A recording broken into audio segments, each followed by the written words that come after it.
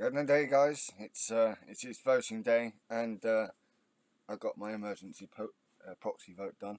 Um, I really. So today I'm going to do, as you can probably tell by the hat, it's Enviro-Vid #2. Now, last video I did, I looked at various things, but I ended up focusing on this report done by the British Ecological Society, right? And what I decided to do was I was going to have a look at this in bit by bit, right? So we'll see how it goes. Now, last time I did the introduction, the executive summary and introduction. This time I'm going to be doing section 1, habitat-specific nature-based solutions, a review of the available evidence. So I'm not sure how much of this I'm going to do, because there's 117 pages of it, so I'm not sure how much I can get done in this video, but I'll see. Let's see what we can do.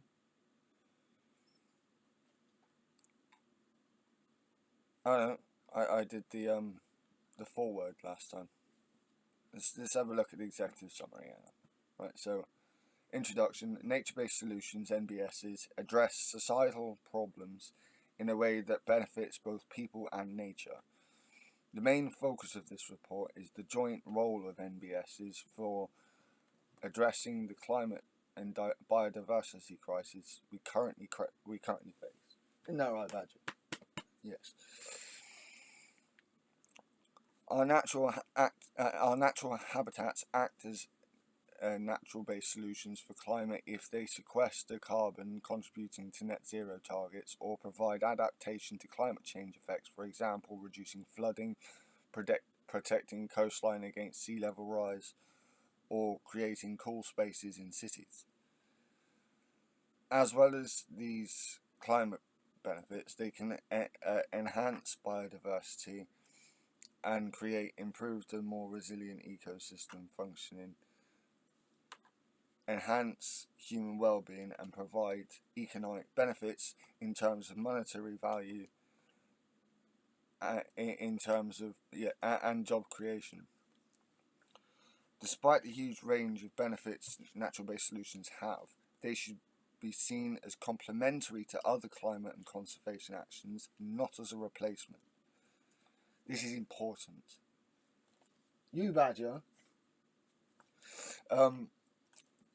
you're a muppet. Beating you up. Anyway. Yeah, it's important because, like, I say about this stuff, and it's very, like, this is very, extensive and, comprehensive as a report.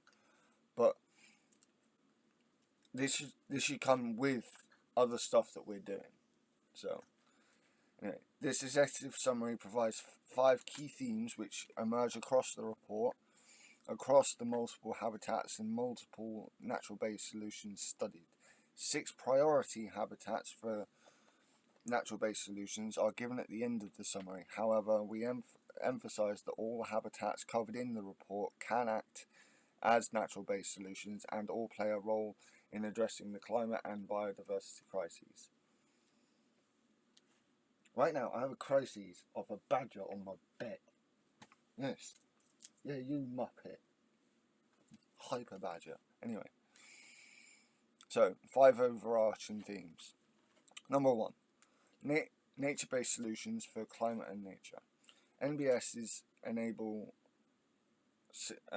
nature to resolve the problems of climate change, both in reducing atmospheric greenhouse gas concentration and adapting our infrastructure. They are not a panacea. They're not a panacea for meeting net zero by 2050 and cannot be seen as a substitute for the significant emissions reductions across other sectors that are needed to meet this goal. Some nature-based solutions, such as peatland restoration, are valuable because they reduce emissions. Other nature-based solutions can help offset emissions that cannot feasibly be reduced by economic, behavioural, or technological change. It is essential to implement nature-based solutions at a large scale to deliver sufficient benefit for climate mitigation. So already, this, within just this one paragraph, you should be able to hear that this is a very well thought out report. Very, very well thought out.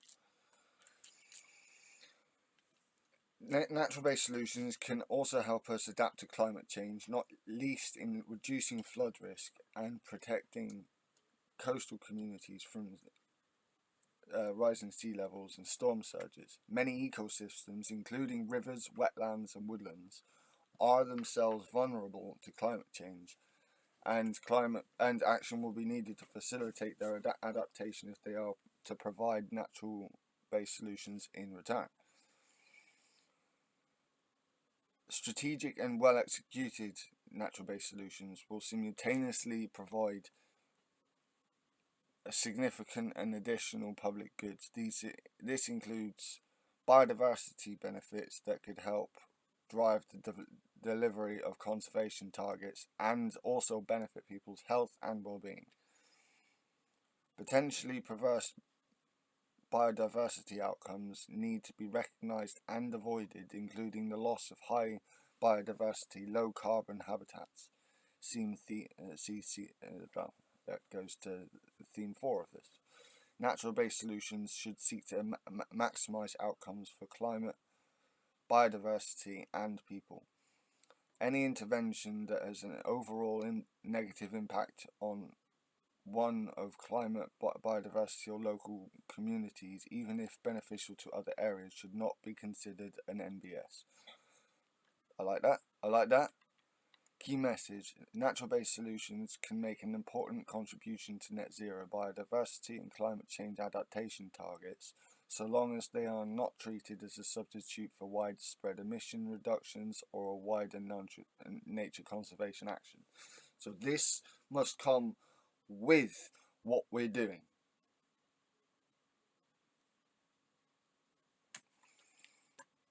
So, second part, nature-based solutions for health and prosperity. In the wake of SARS-CoV-2, COVID-19,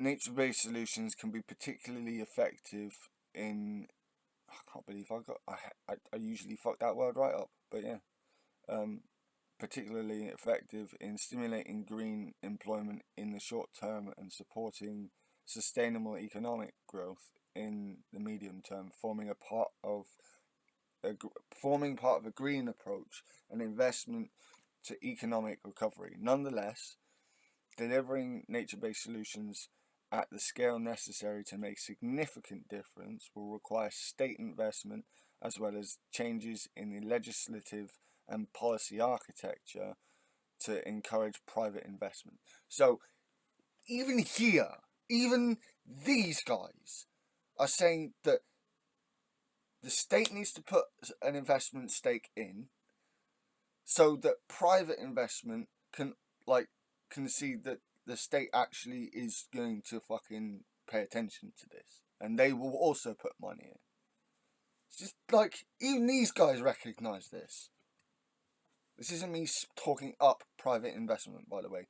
All I'm saying is that private net investment for big stuff like this is going to be necessary. Anyway.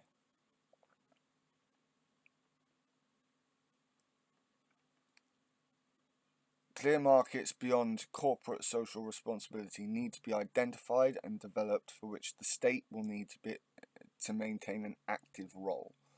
The environmental and financial benefits of private investment also need to be carefully monitored. So yes, even though we'll have private investment coming in, it will need to be carefully monitored. So this, again, I'm liking what I'm hearing here. This sounds very reasonable, very sensible.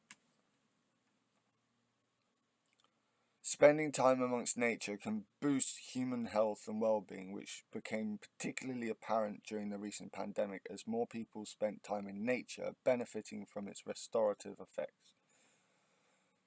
The human health and well-being benefits derived from nature-based solutions are of additional and widespread value to the benefits delivered for nature and addressing climate change. However, given the expertise and the majority of the British Ecological Society members, human health and well-being aspects of natural-based solutions have not been evaluated in detail in this report.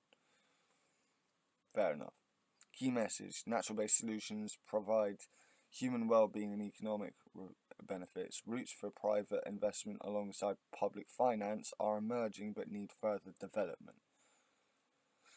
So, number 3, getting the right frameworks and policies in place to better deliver nature-based solutions at scale. A window of opportunity. Each nation of the United Kingdom is currently developing many post-European Union policies. This creates a window of opportunity to ensure that the cornerstone policies and legislation for the environment, society and economy enable the delivery of effective natural-based solutions at scale. Ambitious post-Brexit proposals combined with long-term, e.g. net zero for greenhouse gas emissions by 2050, combined with long-term targets such as the net zero thing, can create a favourable environment for adopting natural-based solutions and stimulating private and public investment. With foundations in both nature and societal outcomes, natural-based solutions require a broad policy and governance scope and shared knowledge and resources. Multiple interests are involved in the governance of NBSs across a wide variety of scales, and there are challenges associated with working across different policy areas as well as generating effective partnerships. We recommend a working group or groups to assess both the opportunities and the existing policy and governance frameworks to deliver natural-based solutions. So again, can anyone tell me that this is not sensible?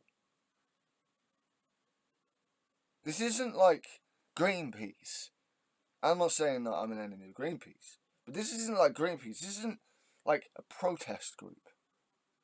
These are people who have got expert knowledge in the fields and are putting very reasoned arguments across. I am loving this. When delivered at scale, nature-based actions. Sorry, I'll start that again. When delivered at scale, nature-based solutions actions often have to be coordinated across whole landscapes and have local buy-in for their success. Achieving collaboration requires mechanisms that can build the necessary social capital and help normalise nature-based environmental management within the land/marine management community and the local community and societal beneficiaries of nature-based solutions. In both these broad sectors, there may be a wide range of attitudes towards biodiversity and its management, as well as to the requirements and means of climate change adaptation and mitigation. New and novel nature-based solutions projects require knowledge exchange and collaborative ways of working with a mix of private and public interests. State involvement in governance structures can be vital for the effectiveness of nature-based solutions and enforcement of regulations. So yeah, there are going to be a whole load of people who have a wide range of views on this, and it is they put it here: new and novel nature-based projects require knowledge exchange and collaborative ways of working. We need to talk to people. We need to get these things across. We can't just impose this stuff on the country. We need to bring people with us. Now, granted, there are going to be some people who are going to be stuck in the mud, so to speak, stuck in the concrete, and are just going to be like, no, no, no, no, no, don't hear it, fuck off, no, I mean an ignorant cunt, no, don't hear it. And we've got to work against this. And we can work against this. So, yeah, I think this is good. I think, like, I very much like what I'm reading so far. An assessment framework is needed for nature-based solutions that enables transparent assessments at multiple spatial scales and can be utilized by all key stakeholders. So, to me, that means like at all different levels. So you got cities, villages, towns. Whether you got areas where like it's a narrow bit of land, or there's wide stretches of land, and who has ownership over the land, who has responsibility over that land might be a better way of putting it. Sorry for that whistle bit. Yeah. Agreeing clear outcomes and benefits for nature and climate change at the inception of nature-based solution projects is vital to successful monitoring and assessment. Assessment frameworks may need to be a multi-phase process to incorporate assessments at a range of scales required for nature-based solutions initiatives. So again, like, as I've been saying with multiple other things when it comes to policy, you need to come at this from a multilateral view, or multi-phase process. You don't just, like Labour's plan, like that Labour's manifesto to me is the start of a multi-phase process. This is familiar to me. The way that the Labour's manifesto and Lib Dem's manifesto and the Greens manifesto read to me, it was like, these are the start of things, and then we can push on to this, and then we can do that. But we can also do this, this, and this at the same time to start building on those things as well. So we have multilateral, multi-phase processes. Anyway, successfully assessing adaptation may be made difficult by a lack of control situation and by difficulties in attributing impacts to climate change. So yeah, we don't have a control situation. So because it like everything changes, like like we try to go back to what we had, but like the detail of what we had back then wasn't as good as what we have now. So it's crossover can be a bit difficult. Anyway,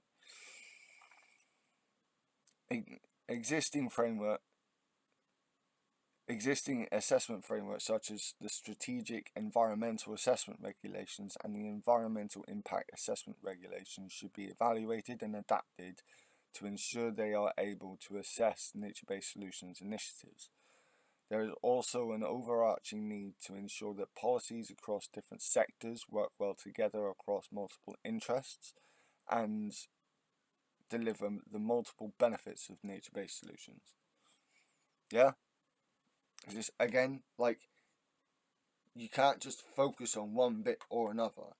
You have to have different people. You have to have a whole load of people working on all of this all at once.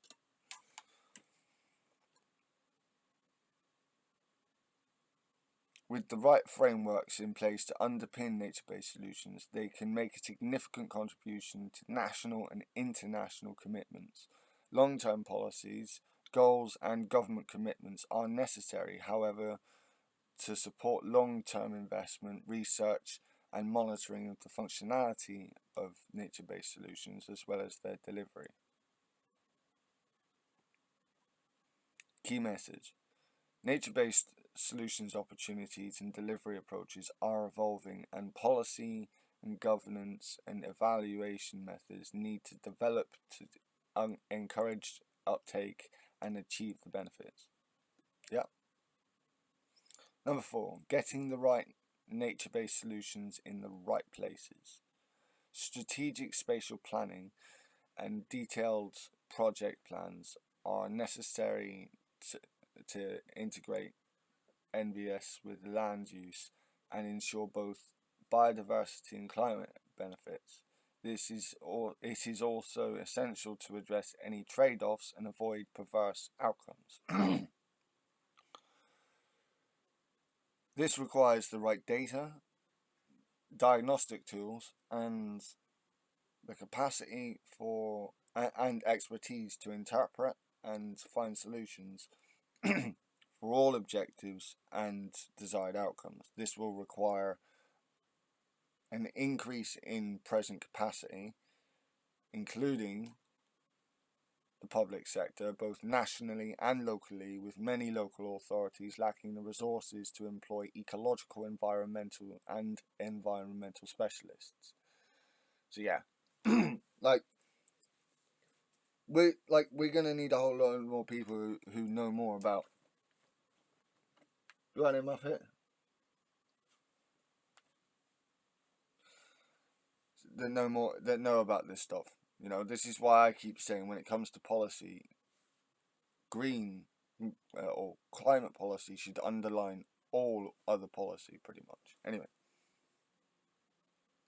an appropriate multi-stakeholder and multi-level governance framework can help overcome existing resource and skill deficits by combining public and private sector input, but must ensure the independent assessments from narrow sectoral interests. Bang on. So we can avoid the same bullshit that we get with lobbyists.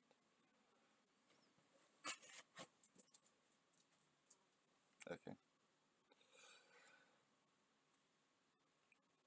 Nature-based solutions may involve the substitution of one habitat for another, so it is vital to understand factors such as underlying soil conditions, habitat quality, and potential biodiversity losses and gains to ensure the positive outcomes. For instance, woodland creation on some species, poor, low productivity grasslands may be.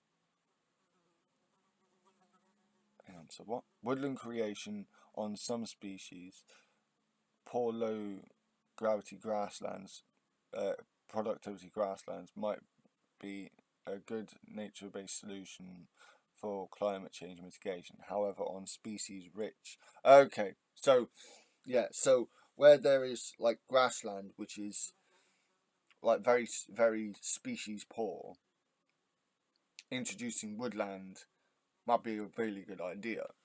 However, on a species rich grassland, it might completely disrupt the ecosystem.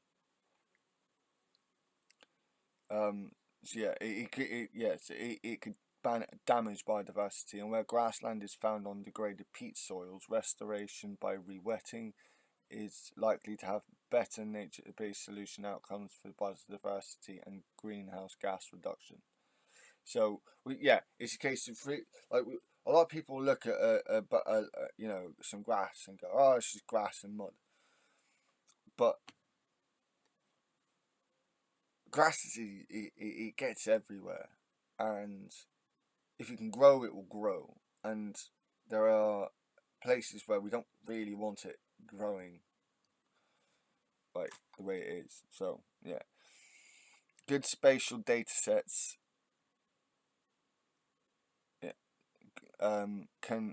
Good spatial data sets can help with targeting, but in many cases, site-specific environmental assessments for nature-based solutions initiatives, will be conducted by suitably qualified experts to ensure the appropriate beneficial outcomes for nature that nature-based solutions require.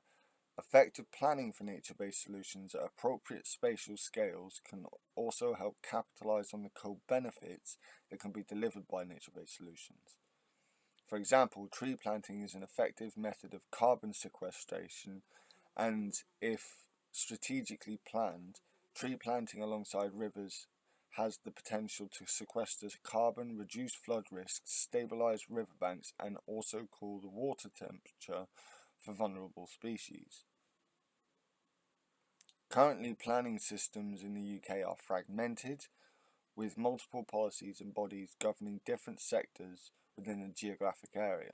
Existing governance structures do not therefore lend themselves to the strategically designed and cross-sectoral approaches that successful nature-based solution delivery often requires.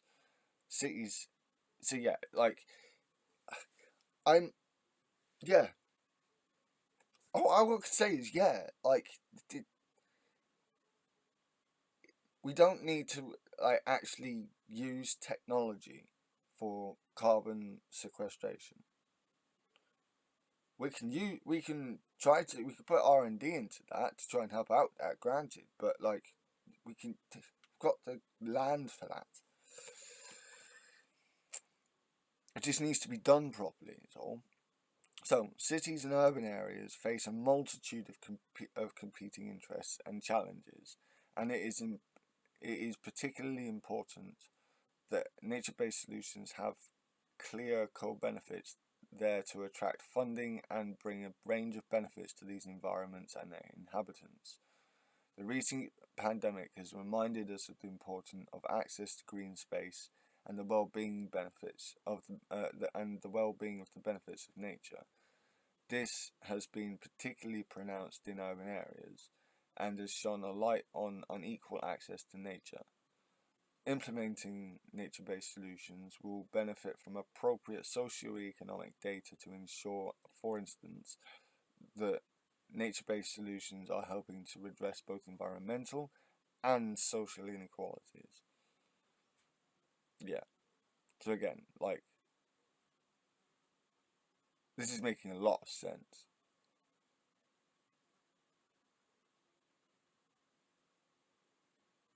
A variety of landscape level planning approaches is relevant to nature-based solutions.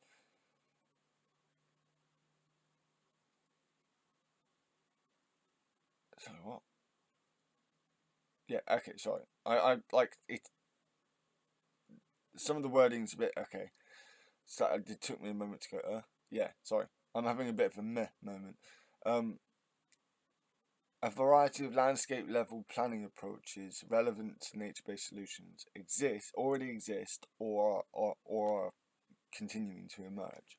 These include the ecosystem approach, local plans, local natural capital plans, catchment management plans, landscape enterprise networks, and the nature recovery network and local nature recovery strategies, local nature partnerships and LNPs, farmer clusters, and forthcoming environment and green growth strategies across the UK.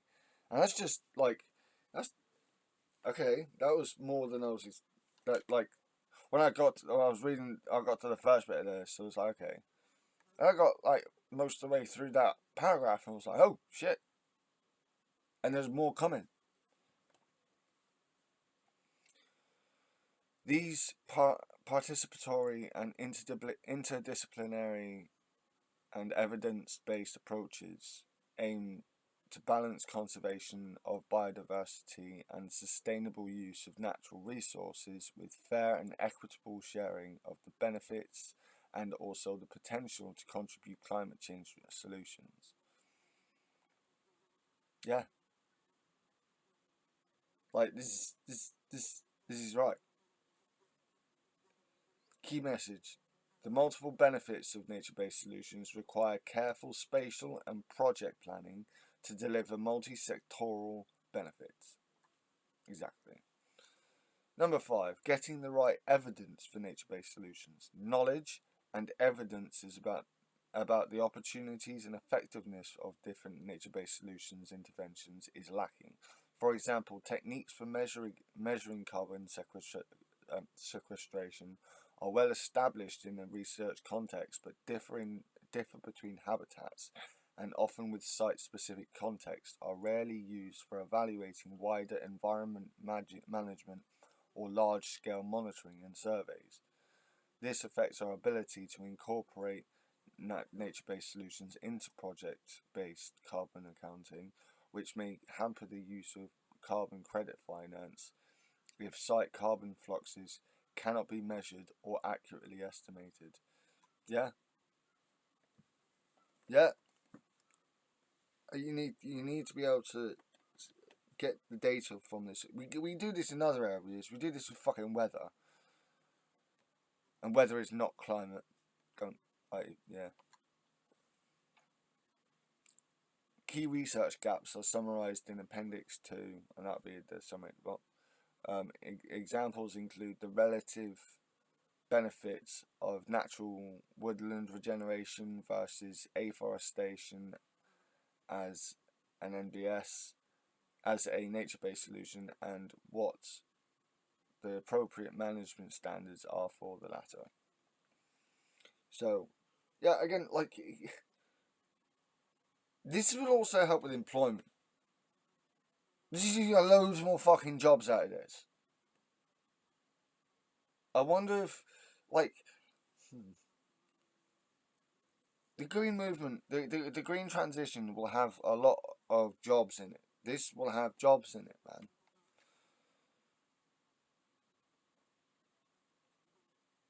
The criteria and standards required for an activity to be deemed as nature-based solutions must be clear and strengthened to ensure that projects deliver climate, biodiversity, and human benefits. Applied research across disciplines will be key for NBS innovation and evaluation. Whilst this may attract some private funding, strong government funding will be necessary, including to provide assurance of independence from vested interests.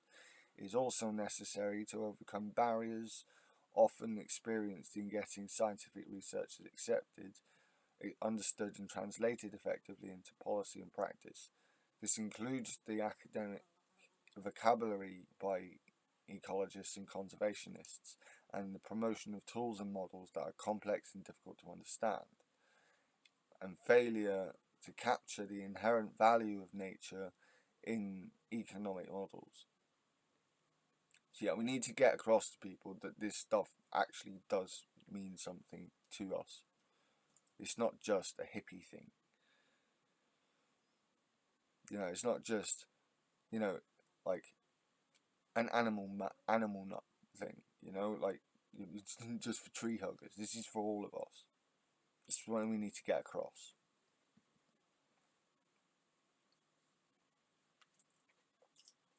Characteristics of scientific assessments have successfully influenced policy making in a multidisciplinary approach.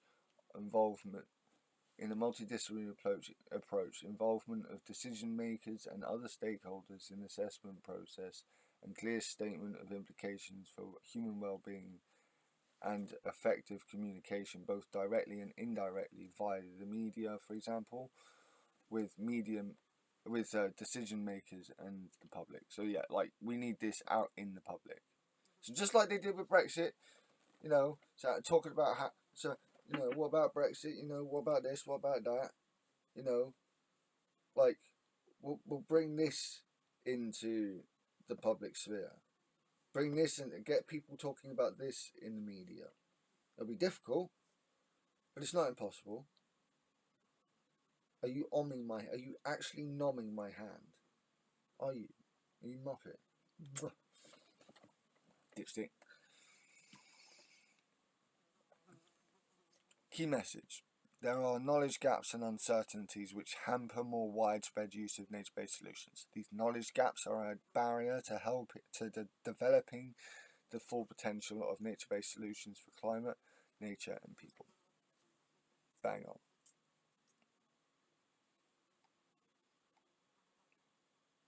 So,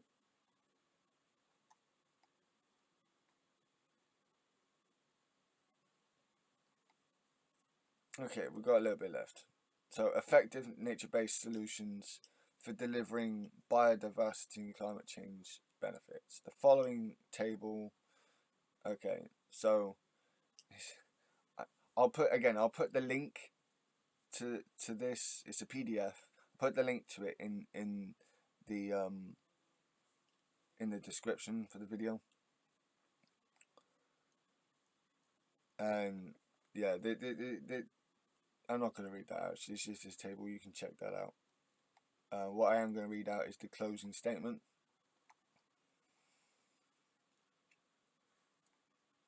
To this beginning bit, which will close out this video, this second video. Closing statement. Nature-based solutions have great potential to tackle the two defining crises of our age. This report provides examples of opportunities for nature-based solutions across a range of habitats, as well as discussion of some of the complexities involved in planning for nature-based solutions. The report outlines a detailed analysis of the tools and financial mechanisms and policies required for effective delivery in the UK context. Policy change will be necessary to overcome some of the challenges associated with natural-based solutions and ensure that they fulfil their potential. Yet the rewards are vital in meeting the national climate change and biodiversity targets. Nicely put. So again, like this 5-section bit here seems to me like an appeal to people to go look. Again, look, we're not trying to be, this might all sound radical, but these are realistic things that we think can be achieved, and these are the realistic steps that we think can be taken to achieve these nature-based solutions, to achieve these things. You like it to do Muppet? You doing Muppet? Oh, what are you doing? Oh, Muppet, what are you doing? You'd like to see more green spaces, wouldn't you? Yeah, you like the green spaces. You like running around in the green spaces, don't you? Ain't it Hyper Badger? Yes, it's. Yeah, use your Hyper Badger. Use Misery Badger today because mum's going out shopping. Yes. Oh no. So yeah, what do we think? Like for episode 2 of Enviro-Vid, we've got these 5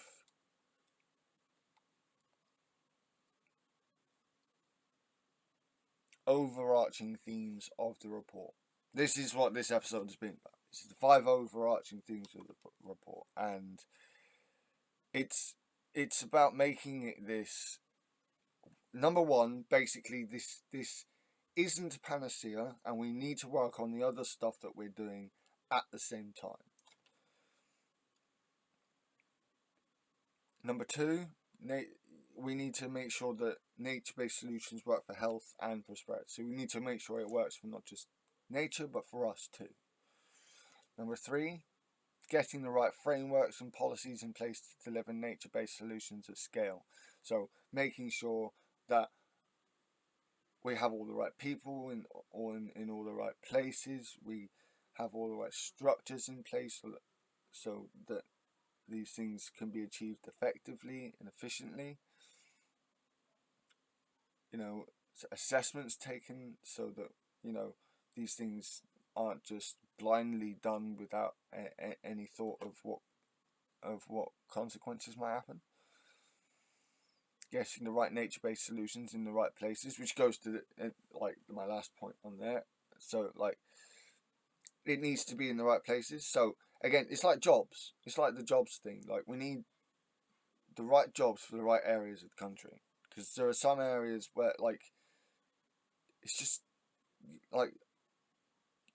down here, if you want a major city job, you've got to travel a fair bit to get to a major city job. So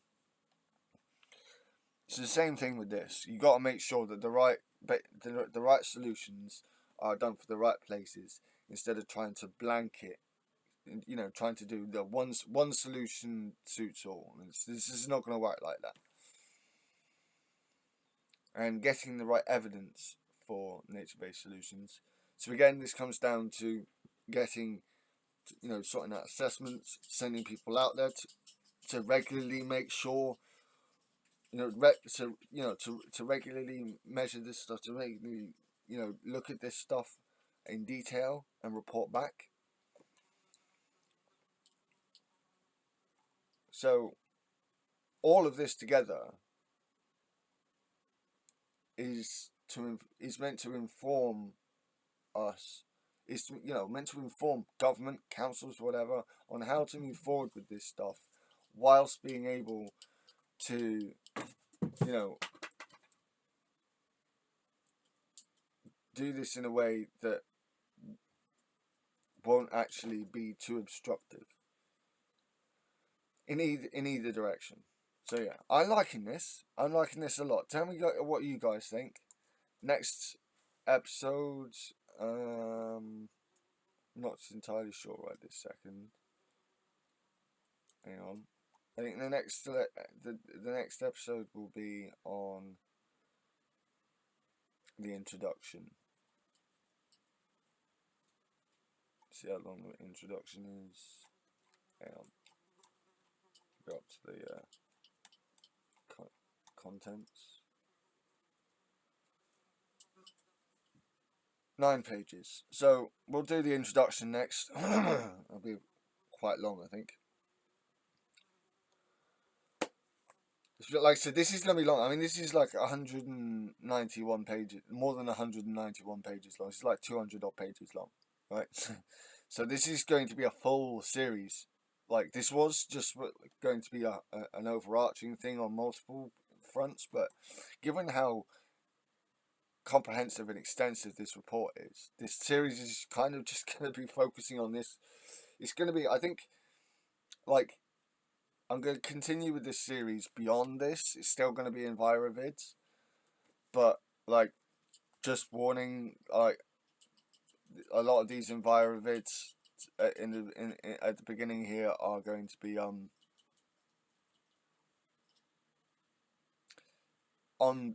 this British Ecological Society report. So yeah, let me know what you guys think. Again, I will put the link to this report. It's a PDF. I'll put the link to it in the description. My shield at your backs, guys. Bless the bee badgers. Have a good day.